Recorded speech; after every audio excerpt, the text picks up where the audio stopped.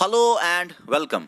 इस लेक्चर में हम सीखेंगे फॉर्मेशन ऑफ इंडियन कॉन्स्टिट्यूशन या मेकिंग कॉन्स्टिट्यूशन का। आप सबको पता है कि किसने बनाया इंडियन कॉन्स्टिट्यूशन को? कॉन्स्टिट्यूएंट असेंबली ने। इस लेक्चर में हम थोड़ा सा हल्का सा हिस्टोरिकल एंगल सीखेंगे और फिर इसी हिस्ट्री में हम देखेंगे कहां से कहां तक making of the Indian constitution है, कहां से कहां तक कॉन्स्टिट्यूशन बना। और थोड़ा सा हम हिस्ट्री जब सीखेंगे उसके बाद हम सीखेंगे ये जो कॉन्स्टिट्यूएंट असेंबली है जिसका काम था कॉन्स्टिट्यूशन बनाना, वो कैसे बनी। ठीक है, अब यही हमारा आज का टारगेट रहेगा इस लेक्चर में। डरिए मत, आपको लगता है बहुत कुछ लिखा है, लेकिन ऐसे समझाऊंगा आपको हर एक बात समझ में आने वाली है, चाहे आपको बिल्कुल भी नॉलेज ना हो। स्टार्ट करूंगा मैं हल्का सा हिस्ट्री जानना आपको जरूरी है। स्टार्ट करूंगा मैं 1600 से। 1600 में ईस्ट इंडिया कंपनी इंडिया आती है। क्या करने के लिए? ट्रेड करने के लिए। इनका मेन मोटिव ट्रेड होता है। जब ये यहां पे पॉलिटिकल इंस्टेबिलिटी देखते हैं, पॉलिटिकल इंस्टेबिलिटी देखने के बाद ही इनका मोटिव चेंज हो जाता है, ट्रेडर्स से रूलर्स ये बन जाते हैं। अब यहां पे जो पॉलिटिकल अनस्टेबिलिटी है, इसको पहले पहचाना, अंडरस्टैंड किया इन्होंने कि मराठास, जाट्स, सिख्स, मुगल्स आपस में लड़ते हैं और फिर आपस के अंदर भी लड़ाई है इनमें। मुगल्स के अंदर भी लड़ाई थी। तो ये जब अंडरस्टैंड करते हैं कि मराठास के अंदर से भी लड़ाई और बाहर ग्रुप से भी लड़ाई, एक दूसरे की लड़ाई जो है, इन्होंने इसका फायदा उठाया। और मैं ज्यादा हिस्ट्री तो नहीं बताऊंगा, लेकिन इतना आपको जानना पॉलिटिकल एंगल से जरूरी है कि 1765 में इनको मिलती है दीवानी ऑफ बंगाल, बिहार, उड़ीसा। बंगाल, बिहार, उड़ीसा की दीवानी मिलती है। दीवानी का मतलब अब इनको ताकत है कि ये कलेक्ट करे रेवेन्यूज, टैक्स कलेक्ट करे। टैक्स कलेक्ट आपसे कौन करता है? गवर्नमेंट। लेकिन ईस्ट इंडिया कंपनी इंडिया के लोगों से टैक्स करने लगे बंगाल, बिहार और उड़ीसा में। चलो ठीक है, मान लिया। तो यहां पे पता चलता है ट्रेडर्स से ये रूलर्स बनते हैं। 1765 में एक्चुअली बहुत लंबी कहानी है। 1764 का बैटल ऑफ बक्सर है, उसी का ये रिजल्ट है दीवानी। ओके, उतना हमें नहीं जानना है। अब देखिए 1765 से एंजॉय करती है ये ईस्ट इंडिया कंपनी, मजे करती है। ये ब्रिटिश पार्लियामेंट में, वहां पे इंग्लैंड में दिखाती है बहुत कम पैसे, हम तो कुछ नहीं कमाते, लेकिन इंडिया से इतना ज्यादा ये लूटते हैं, इतना ज्यादा कमाते हैं, ब्रिटिश में बहुत कम दिखाते हैं। ये ईस्ट इंडिया कंपनी एंजॉय करती है। वहां का पार्लियामेंट बोलता है अरे भाई ये तो गलत हो रहा है, ईस्ट इंडिया कंपनी मजे कर रहा है, उनको कोई पूछताछ नहीं है हमारी कंट्री से। वो गए इंडिया और वहां पे लूटमार करते हैं, लेकिन हमें कुछ नहीं देते, हमें कुछ नहीं दिखाते। इसको कंट्रोल करना पड़ेगा, इस कंपनी को जो India I, east India company. ये ब्रिटिश बोल रहा है, तो ब्रिटिश ने कंट्रोल किया अपनी ही कंपनी को जो India I, east India company. कब? 1773 में। आपने देखा होगा रेगुलेटिंग एक्ट। रेगुलेट मतलब चलाना।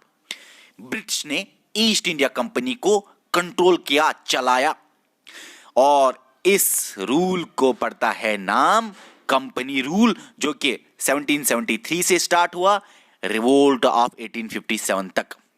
ओके, मतलब उसके बाद ही आता है दूसरा रूल, उसको बोलते हैं क्राउन रूल। समझो इस बात को पहले। 1773 से लेके 1853 तक आपको लगता है कंपनी रूल है, मतलब कंपनी चलाती है सब कुछ। ना, ऐसा नहीं है। कंपनी तो है सामने, ईस्ट इंडिया कंपनी लोगों के सामने, मगर यहां पे देखो 1773 में क्या होता है? ब्रिटिश कंट्रोल करती है ईस्ट इंडिया कंपनी को। ईस्ट इंडिया कंपनी है, कंपनी रूल है, मगर असल में ब्रिटिश क्राउन, ब्रिटिश पार्लियामेंट इस कंपनी को चलाता है। ठीक है, हमारे सामने ईस्ट इंडिया कंपनी तो है, लेकिन ईस्ट इंडिया कंपनी को कौन चलाता है? British crown, parliament. कब से? 1773 थे। तभी तो बहुत सारे यहां पे कानून आते हैं, regulating act, Pitt's India act वगैरह वगैरह एक्ट आते हैं, उतना नहीं पढ़ना। अब देख लीजिए 1857 में रिवोल्ट होता है। ईस्ट इंडिया कंपनी को अपना ब्रिटेन का पार्लियामेंट बोलता है भाई ईस्ट इंडिया कंपनी आपको इंडिया में हमने कितना सिखाया क्या करना है, लेकिन उसके बावजूद भी रिवोल्ट हो गया, आप खत्म। अब खुद डायरेक्ट पार्लियामेंट ब्रिटिश मतलब क्राउन रूल करेगा, कंपनी खत्म हो गई। इस कंपनी रूल में भी कंपनी तो थी सामने, लेकिन असली कंपनी को चलाता था ब्रिटेन। लेकिन फिर बोला कंपनी को आप एंड हो जाओ पूरी तरह से।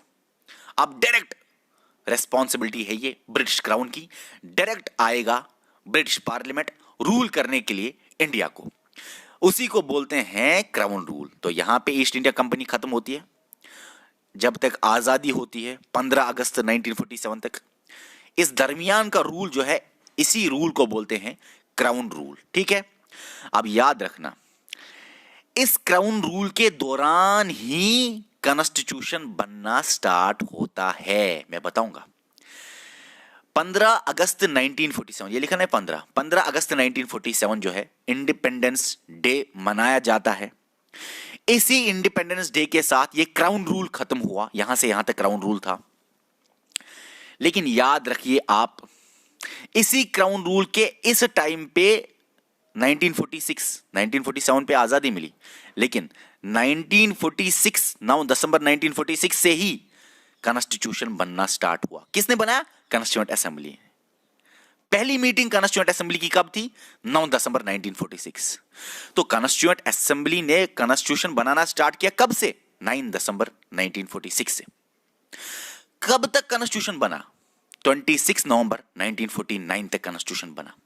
आप बोलोगे सर कॉन्स्टिट्यूशन बना 26 जनवरी 1950 में। अरे कॉन्स्टिट्यूशन फॉर्म हुआ इस डेट पे, इनैक्ट हुआ इस डेट पे, एडॉप्ट हुआ इस डेट पे। हाँ, 26 जनवरी को कॉन्स्टिट्यूशन एनफोर्स हुआ, उसके बारे में भी बताऊंगा मैं, वेट करो, शायद आपके नेक्स्ट लेक्चर में पढ़ना होगा, और क्यों हुआ वो भी दे दूंगा रीजन। फिलहाल इतना समझो कि क्राउन रूल के लास्ट पीरियड पे कॉन्स्टिट्यूएंट असेंबली बनती है, उनकी पहली मीटिंग इस डेट पे होती है और कॉन्स्टिट्यूशन इस डेट पे बनता है। बीच में जो टाइम है मेकिंग ऑफ द कॉन्स्टिट्यूशन का, यही हमारा टॉपिक है। बीच में टाइम है, कितना लगा कॉन्स्टिट्यूएंट असेंबली को कॉन्स्टिट्यूशन बनाना? 2 साल लगे, 11 मंथ्स 18 डेज। यहां से यहां तक 2 साल 11 मंथ्स 18 डेज होते हैं, और इतना टाइम लगा कॉन्स्टिट्यूएंट असेंबली को इंडियन कॉन्स्टिट्यूशन बनाना। ठीक है, समझ लिया इतना। अब इतना समझ लिया तो इतना भी समझ लो आप, 1947 आपको क्या लगता है? 15 अगस्त इंडिपेंडेंस डे। लेकिन इंडिपेंडेंस नहीं मिली थी पूरी तरह। सर क्या बोल रहे हो, इसको तो हम इंडिपेंडेंस डे मना रहे हैं 15 अगस्त 1947। फिर ये इंडिपेंडेंस डे क्यों नहीं है? सॉरी, फिर इसमें पूरी तरह से इंडिपेंडेंस क्यों नहीं मिली? पूरी तरह से इंडिपेंडेंस मिली आपको 1950 पे। याद रखना, आपके इंडिपेंडेंस डे पे 15 अगस्त पे आप डोमिनियन बने, इंडिपेंडेंट नहीं बने। डोमिनियन का मतलब ब्रिटिश पार्लियामेंट ने बोला कोई बात नहीं, आपको कॉन्स्टिट्यूशन दे दिया गया, आप इंडिपेंडेंट हो, आप फ्री हो, आप इंडिपेंडेंस डे मनाओ, मगर इंटरनली आप फ्री हो। एक्सटर्नली मतलब कि एक्सटर्नल अफेयर, कम्युनिकेशन, डिफेंस, आपके मेन चीजों जो है ना, वो अभी भी ब्रिटिश के हाथ में है। उसी को बोलते हैं डोमिनियन। डोमिनियन का मतलब इंटरनली आप आजाद हो, कर लो, बनाओ कॉन्स्टिट्यूशन, जो करना है कर लो, लेकिन मेन अथॉरिटी अब भी ब्रिटिश के पास है, उसको बोलते हैं डोमिनियन। तो 1940 से पूरी तरह आजाद नहीं हुआ, सेमी इंडिपेंडेंट हुआ। लगता है आपको इंडिपेंडेंस डे, लेकिन थोड़ी आजादी मिली, और उसी को बोलते हैं डोमिनियन। हम थे dominion, okay, dominion of India और डोमिनियन ऑफ पाकिस्तान अलग अलग बने। लेकिन 1950 को हमारा कॉन्स्टिट्यूशन बनता है, और हम डोमिनियन नहीं रहते हैं, हम सॉवरेन रहते हैं। सॉवरेन का मतलब होता है 100% इंडिपेंडेंट। सॉवरेन का मतलब होता है सुप्रीम, ताकतवर, किसी के अंडर नहीं, कोई बात किसी के अंडर नहीं, ना ही डिफेंस, ना ही एक्सटर्नल अफेयर, ना ही कम्युनिकेशन, कुछ भी नहीं। तो 1950 पे आप पूरी तरह इंडिपेंडेंस, हम मतलब इंडिया पूरी तरह इंडिपेंडेंस हो गया। और इसी 1950 को ही 26 जनवरी का डेट रिपब्लिक डे मनाया जाता है, क्योंकि कॉन्स्टिट्यूशन इस डे पे फॉर्म नहीं हुआ। फॉर्म तो इस डेट पे हुआ, इनैक्ट इस डेट पे हुआ, अडॉप्ट इस डेट पे हुआ, इस डेट पे कॉन्स्टिट्यूशन एनफोर्स हुआ, इफेक्ट में आया, कमेंसमेंट ऑफ द कॉन्स्टिट्यूशन है ये डेट, ठीक है। ओके, अब एक सवाल आया था एक बार, जरा जरा बता इन दो डेट्स में से कौन मनाया जाता है कॉन्स्टिट्यूशनल डे, नीचे कमेंट कीजिए। वो मैं आगे बता दूंगा क्योंकि हमें पढ़ना है पूर्ण स्वराज रेजोल्यूशन और बाकी बातें, और उसमें भी कंफ्यूजन होता है 1929 और 1930, बच्चों को कंफ्यूजन होता है उस पे भी। पूर्ण स्वराज क्या था, 26 जनवरी 1930 था, ये 1929 क्यों होता है, किताबों में दो दो डेट क्यों होते हैं। अरे हम है ना कंफ्यूजन क्लियर करने के लिए। एक्चुअली 1929 में बात डिसाइड हुई थी, 1930 का 26 जनवरी क्या था, मतलब रखा गया था एज पूर्ण स्वराज डे। चलो उसी दिन समझाऊंगा, मतलब कल समझाऊंगा, इस पे कल वीडियो आएगा। देख लीजिए यहां पे तक आपने समझ लिया, अब पूरी तरह आजाद हुए, ठीक है, लेकिन फॉर्मेशन ऑफ इंडियन कॉन्स्टिट्यूशन में ये सब तो हम पढ़ेंगे, making of the Indian constitution, यहां से यहां तक कैसे बना इंडियन कॉन्स्टिट्यूशन। फिर हम लास्ट में समझेंगे 2020 के करंट अफेयर्स थोड़े से, 103rd अमेंडमेंट जो हुआ कॉन्स्टिट्यूशन का, 10% रिजर्वेशन इकोनॉमिकली वीकर सेक्शंस का, 104th कॉन्स्टिट्यूशन अमेंडमेंट एक्ट जो कि 2020 में यह हुआ, शेड्यूल को caste, schedule tribe, Anglo Indians का रिजर्वेशन, ठीक है ना, लेजिस्लेचर में। इसी तरह आर्टिकल 370 का removal, citizenship amendment act, NRC, NPR, ये सारी चीजें हम देखेंगे, ठीक है। ये सारी चीजें करंट अफेयर में होंगे और मैं आपको ये क्लियर करूंगा। अब 1950 तक डोमिनियन इंडिया था, लेकिन पाकिस्तान 1956 तक डोमिनियन रहा, क्योंकि उनका कॉन्स्टिट्यूशन 1956 में बना, काफी टाइम लिया उन्होंने अपना कॉन्स्टिट्यूशन बनाने में। ओके, अब हम बात करेंगे बाई फॉर्मेशन या मेकिंग ऑफ कॉन्स्टिट्यूशन की। सबसे पहले मैं देखूंगा टाइम कितना हुआ। ओके, 12 मिनट से अब अच्छी तरह आपका टॉपिक स्टार्ट होता है। देख लीजिए भाई, इसी क्राउन रूल के दरमियान मैंने बोला कॉन्स्टिट्यूशन बनने का प्लान होगा और हो गया स्टार्ट, और 1934 में सबसे पहले आइडिया देता है एक बंदा जिसका नाम है एम.एन. रॉय, जो कि बी.एन. राव नहीं है, एम.एन. रॉय है। ये एम.एन. रॉय ने आइडिया दिया किसका, कॉन्स्टिट्यूएंट असेंबली का, जो क्या करेगी, कॉन्स्टिट्यूशन बनाएगी, ठीक है। ब्रिटिश का कोई रिएक्शन अभी नहीं आया, ये तो इंडिया का रिएक्शन है। फिर यहां पे आपको ब्रिटिश का रिएक्शन देखने को मिलेगा, ये तो इंडिया बोल रहा है। 1935 में Indian national Congress officially demand करता है कॉन्स्टिट्यूएंट असेंबली, लेकिन ब्रिटिश की तरफ से कोई रिएक्शन नहीं। 1938 में Jawaharlal Nehru on behalf of Indian national Congress, या जवाहरलाल नेहरू इंडियन नेशनल कांग्रेस के बिहाफ पे बोलता है, हमें बनाना चाहिए कॉन्स्टिट्यूएंट असेंबली जो कि कॉन्स्टिट्यूशन बना के देगी। ये कॉन्स्टिट्यूएंट असेंबली हम बनाएंगे विदाउट ब्रिटिश इंटरफेरेंस, ब्रिटिश के बगैर, एक्सटर्नल इंटरफेरेंस के बगैर, on adult franchise. Adult franchise voting होगी और हम चुनेंगे कॉन्स्टिट्यूएंट असेंबली और वही बनाएगी कॉन्स्टिट्यूशन। किसने बोला, जवाहरलाल नेहरू ने। अब अडल्ट फ्रेंचाइज इस डेट पे इसने बात की, लेकिन ब्रिटिश ने कभी भी अडल्ट फ्रेंचाइज पे कोई वोटिंग नहीं की थी पूरी हिस्ट्री में। ब्रिटिश जो वोटिंग कर रहा था, क्यों इसने बोला अडल्ट फ्रेंचाइज, क्यों इस बात पे जोर दिया, क्योंकि ब्रिटिश जो वोटिंग कर रहा था इससे पहले उसको बोलते थे लिमिटेड फ्रेंचाइज। लिमिटेड फ्रेंचाइज मतलब जो कि अडल्ट फ्रेंचाइज क्या होता है, जो अडल्ट हो गए वो वोट डालेगा। लिमिटेड फ्रेंचाइज होता है जिसके पास टैक्स होगा, प्रॉपर्टी, एजुकेशन, जो अमीर होगा सिर्फ वो वाला बंदा वोट डालेगा। तो यहां पे इसने एक जबरदस्त बात बोली, अडल्ट फ्रेंचाइज, जो जो 18 साल क्रॉस किया है, अडल्ट है, वो डालेगा वोट कॉन्स्टिट्यूएंट असेंबली चुनने के लिए। देखिए जब ये बात हुई तो ब्रिटिश को लगा अरे भाई कुछ तो करना पड़ेगा, कुछ तो देना पड़ेगा उनको। अब हम पढ़ेंगे यहां पे ब्रिटिश का रिएक्शन, ब्रिटिश ने क्या रिएक्शन दिया। एक तो यहां से फोर्स चल रहा था भाई कॉन्स्टिट्यूशन असेंबली दे दो, कॉन्स्टिट्यूएंट असेंबली दे दो। दूसरा भी कोई रीजन था, वो है वर्ल्ड वार सेकंड हुआ 1939 में 1945 तक, इसी दौरान ये चेंजेस आई और जापान भी राइज हो रहा था ईस्ट में, ठीक है, मतलब जापान भी राइज हो रहा था एशिया के साइड पे, और वर्ल्ड वार सेकंड भी का भी फोर्स था। इस वजह से कुछ प्लान्स दिए ब्रिटिशर्स ने इंडिया को। अच्छा, अभी भी क्राउन रूल है, देखो 1914 मैंने आजादी तक तो क्राउन रूल चला, क्राउन रूल में ये प्लान्स आ गए। सबसे पहले 1940 में प्लान दिया इन्होंने, ब्रिटिशर्स ने इंडियंस को ऑफर दे दी, अगस्त ऑफर, 8 अगस्त 1940 को ये ऑफर दी गई। क्या ऑफर दी गई? देखिए इंडियंस, आप हमको सपोर्ट कीजिए वर्ल्ड वार में, और वर्ल्ड वार के बाद हम आपको कॉन्स्टिट्यूएंट असेंबली बना के देगी, जो कि आपको कॉन्स्टिट्यूशन बनाएगी, और हम आपको डोमिनियन स्टेटस दे देंगे। बहुत सारे इंडियन इससे ही खुश नहीं थे, क्या डोमिनियन, पूरी तरह इंडिपेंडेंस दे दो।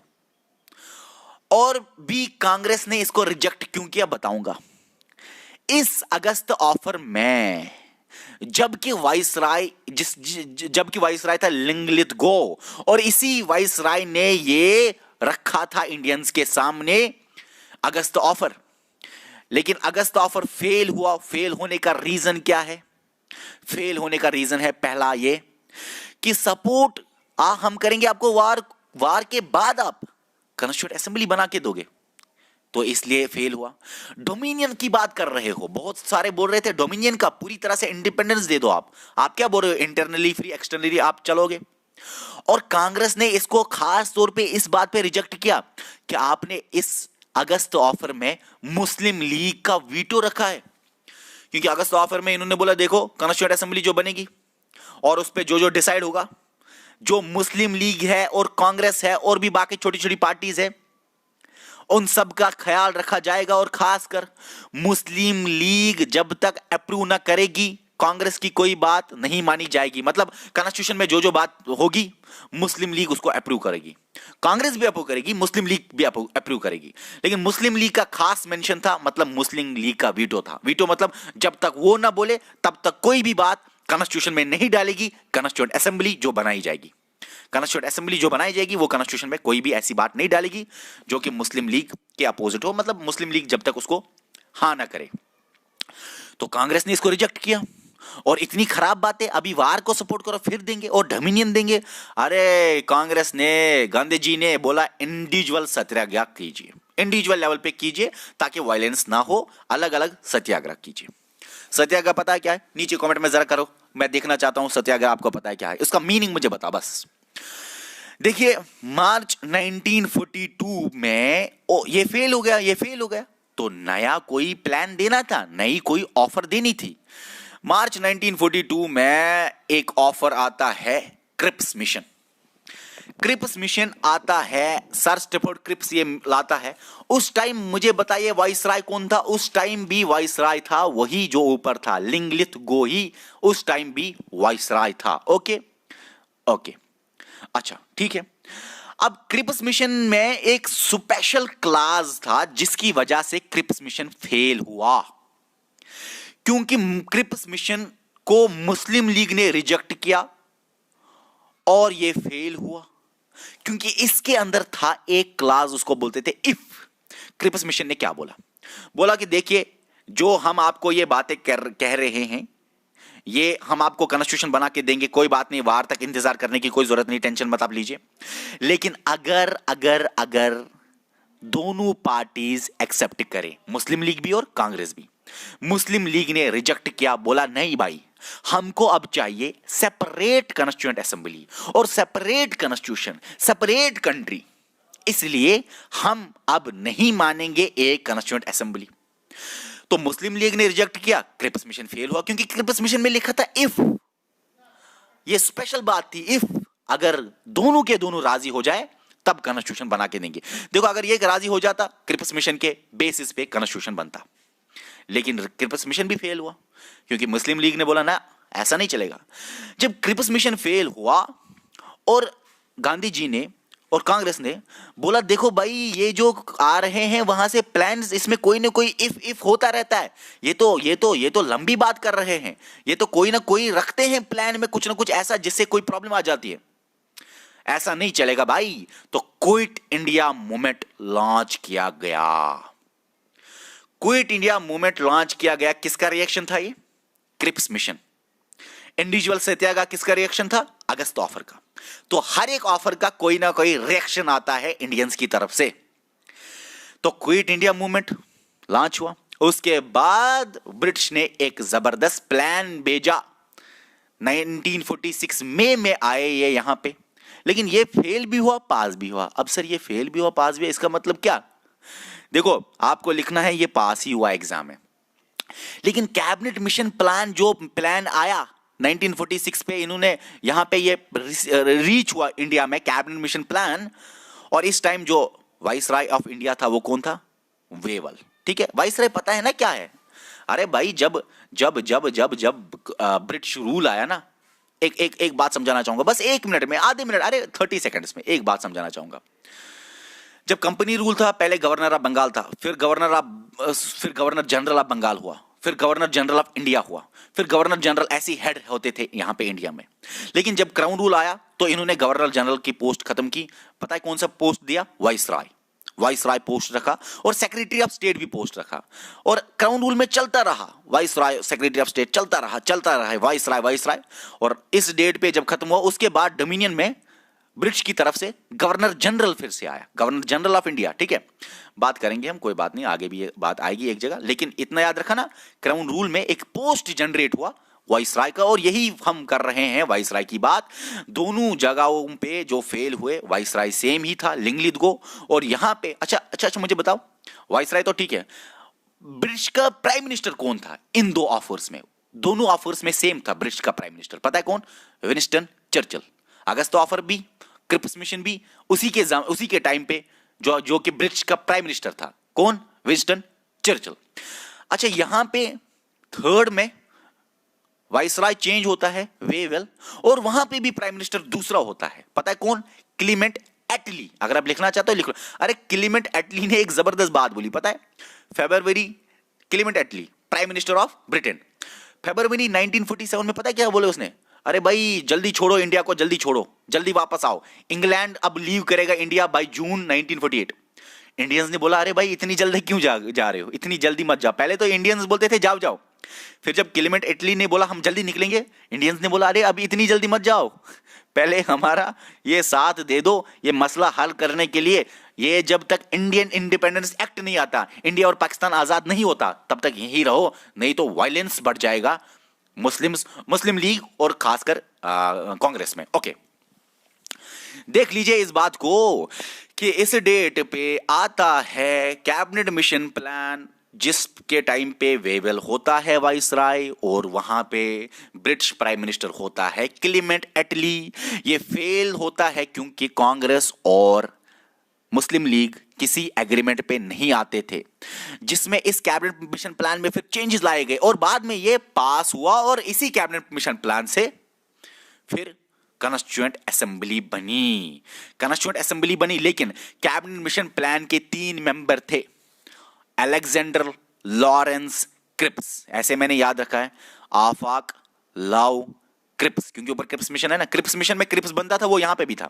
अब मैंने ये लिखा है फॉर्मूला, आफाक लव क्रिप्स, अलेक्जेंडर लॉरेंस क्रिप्स, मतलब ये खुद याद रखने के लिए मैंने रखा है। ओके, ये जो कैबिनेट मिशन प्लान है वो उसी के बेसिस पे कॉन्स्टिट्यूएंट असेंबली बनी। ठीक है, अब देखो एक्चुअली इतना आपकी किताबों में नहीं होता, लेकिन आपको मैं बताऊं कैबिनेट मिशन प्लान 2-3 में फॉर्म्स में आया था। कैबिनेट मिशन प्लान 1 जो कि फेल हुआ, फिर थोड़ी चेंजेस इन्होंने लाई, कैबिनेट मिशन प्लान 2। तो इसी तरह कैबिनेट मिशन प्लान में थोड़ा सा फेलियर हुआ, पहले नहीं आते थे किसी एग्रीमेंट में, फिर पास हुआ। लेकिन याद रखना अलेक्जेंडर लॉरेंस क्रिप्स इस कैबिनेट मिशन प्लान के प्लेयर्स थे, लेकिन ये जो वेवेल है ना वाइसराय, वो भी इनके साथ काम कर रहा था। अगर ऐसा कभी सवाल आए कैबिनेट मिशन प्लान में जो 3 मेंबर्स थे सिर्फ उतने ही काम कर रहे थे क्या, या कोई और भी था उनको असिस्ट करने के लिए? Viceroy, Wavell. Okay, cabinet mission plan की वजह से ही कॉन्स्टिट्यूएंट असेंबली बना, तो मान लिया ठीक है।